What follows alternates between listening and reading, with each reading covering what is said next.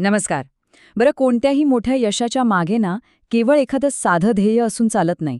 त्या ध्येयाला पुढे नेणारं, त्याला गती देणारं एक जबरदस्त इंजिन लागतं. आजच्या या विशेष विश्लेषणामध्ये आपण याच इंजिनबद्दल बोलणार आहोत, म्हणजेच दृष्टिलक्ष्य किंवा सोप्या भाषेत विजन. चला तर मग लगेच सुरू करूया. आता एक साधं उदाहरण घेऊया. समजा नदी पार करायची आहे आणि प्रत्येकाला स्वतःची वेगळी नाव वल्हवावी लागते. ही प्रत्येक नावाड्याची एकट्याची लढाई असते, बरोबर?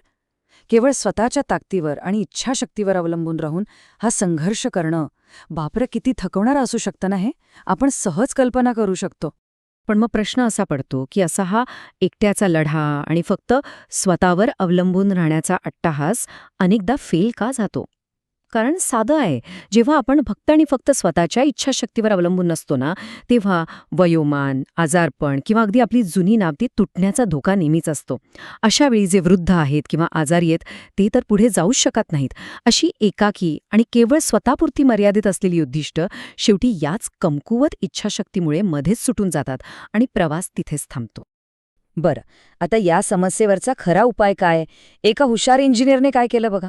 त्याने एका नावेला चक्क एक लहानसं इंजिन लावलं आणि बाकीच्या सगळ्या नावा त्याच्या मागे एका रांगेत जोडल्या. आणि काय चमत्कार झाला! आता ही इंजिनवाली नाव दिमाखात पुढे चालते आणि बाकीच्या नावा अगदी आपोआप कसल्याही सायासाविना तिच्या मागे येत आहेत. या इंजिनमुळे फक्त स्वतःचाच नाही, तर जे असहाय्य आहेत, कमकुवत आहेत, अशा सर्वांचाच प्रवास एकदम सोपा होऊन जातो. हेच ते विजनचं दमदार इंजिन. हा मुद्दा ना खरोखरच खूप महत्वाचा आहे. त्यामुळे आपण लक्ष्य म्हणजेच गोल आणि दृष्टिलक्ष्य म्हणजेच विजन यामधला नेमका फरक समजून घेऊया. लक्ष्य म्हणजे काय? तर जीवनातली छोटी छोटी उद्दिष्टे. ती वेळेनुसार बनतात, कधीकधी बिघडतात, इच्छाशक्ती जराशी कमी पडली की ती सहज सुटूनही जातात. पण दृष्टिलक्ष्य हे जीवनाचं एक भक्कम इंजिन असतं. ते ध्येयामागील ध्येय असतं, जे या सर्व छोट्या उद्दिष्टांना एक दिशा आणि प्रचंड ऊर्जा देतं. ते आपल्या कमकुवत इच्छाशक्तीला बळ देतं आणि आपल्याला सतत पुढे खेचून नेतं. हे थोडं अधिक स्पष्ट करण्यासाठी आपण एक अगदी रोजच्या परिचयाचं उदाहरण घेऊया. वाढत्या वजनामुळे किंवा आरोग्याच्या कारणास्तव आपल्यापैकी अनेक जण खाण्यावर नियंत्रण ठेवण्याचं म्हणजेच डायटिंगचं लक्ष्य ठरवतात, बरोबर?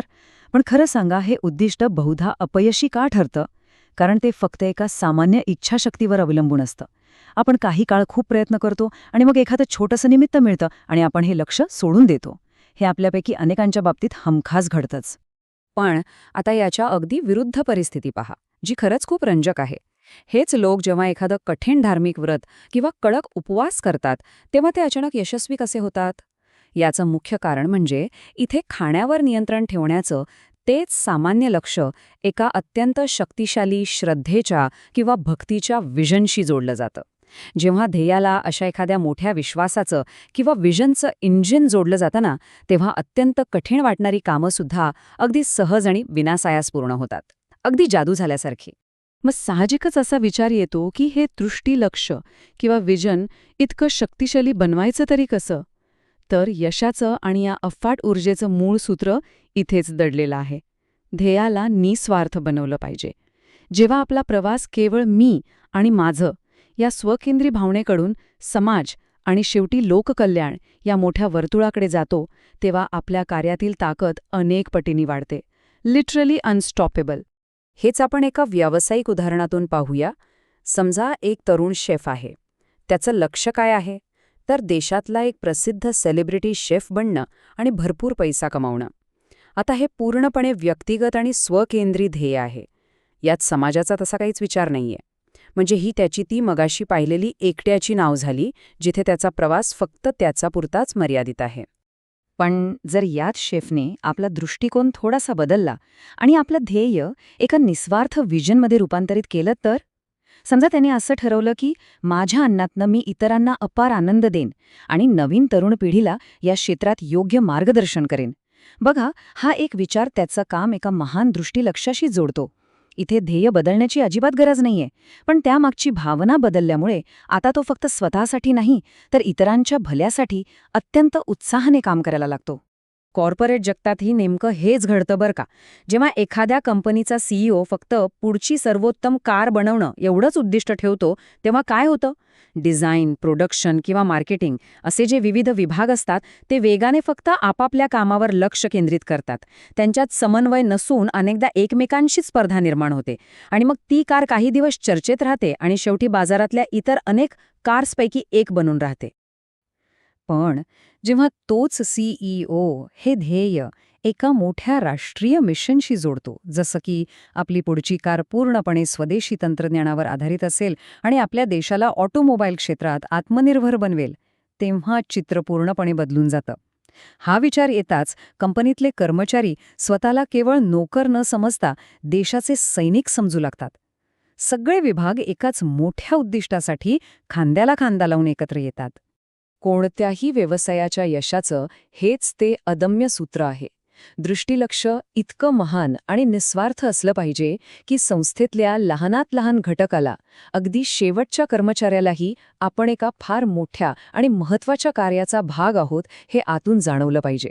या एका भावनेमुळे सर्वांची ऊर्जा एकवटते आणि यशाचा मार्ग एकदम सुकर होऊन जातो.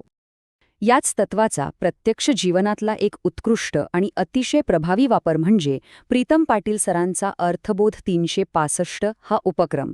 विचार करा, जर हा उपक्रम फक्त एक पुस्तक विकून पैसे कमवण्यापुरता असता तर ते एक अतिशय मर्यादित वैयक्तिक ध्येय राहिलं असतं.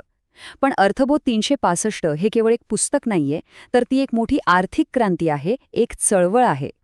जसं आपण मगाशी त्या इंजिनचं उदाहरण पाहिलं ना, तसंच अर्थबोध 365ने एक महान दृष्टिलक्ष्य समोर ठेवलंय.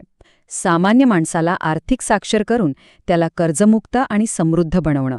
हे एक विशाल इंजिन आहे जे लोक आर्थिक नियोजनाच्या अभावामुळे किंवा अज्ञानामुळे असहाय्य आणि गोंधळलेले होते, अशा असंख्य नावांना सुरक्षिततेकडे आणि आर्थिक स्वातंत्र्याकडे खेचून नेण्याचं काम हे इंजिन आज खऱ्या अर्थाने करत आहे. आता या मोठ्या विजनचे प्रत्यक्ष फायदे काय आहेत ते पाहूया. सर्वात पहिलं म्हणजे हा उपक्रम लोकांच्या मनातली गुंतवणुकीची भीती पूर्णपणे नष्ट करून टाकतो. जसं श्रद्धेमुळे उपवास करणं सोपं जातं, तसंच या आर्थिक स्वातंत्र्याच्या विजनमुळे वाचक दररोज वाचण्याची आणि नवीन शिकण्याची शिस्त स्वतःला लावून घेतात. आणि यातली सर्वात भारी गोष्ट म्हणजे हे वाचक आता केवळ वाचक राहिलेले नाहीत, तर ते गरिबी आणि अज्ञानाविरुद्ध लढणारे आर्थिक साक्षरतेचे दूत बनले आहेत. हे खरंच खूप प्रेरणादायी आहे. आणि हेच या संपूर्ण विश्लेषणाचं सार आहे. ज्या कंपन्या किंवा जे लोक आपल्या जीवनाला अशा एखाद्या महान, निस्वार्थ दृष्टी लक्ष्याशी जोडतात, त्यांना यशस्वी आणि महान बनण्यापासून कोणीही म्हणजे काहीही रोखू शकत नाही. विजन हेच यशाचं असं एक खरं इंजिन आहे, जे कोणत्याही व्यक्तीला आणि संस्थेला अफाट उंचीवर नेऊन ठेवतं. आता आपण या विश्लेषणाच्या अगदी शेवटच्या टक्क्यावर आलो आहोत. या सर्व चर्चेनंतर आता थोडा विचार करण्याची वेळ आलीय. आपल्या दैनंदिन कृतींमागे आणि सध्याच्या ध्येयांमागे नेमकं कोणतं इंजिन जोडलेलं आहे? आपण फक्त एकट्याची नाव वलवत आहोत की एखाद्या मोठ्या निस्वार्थ विजनचं इंजिन आपल्या प्रयत्नांना जोडलेलं आहे? यावर नक्की सखोल विचार करूया. हा विचार नक्कीच एक मोठी क्रांती घडवू शकतो.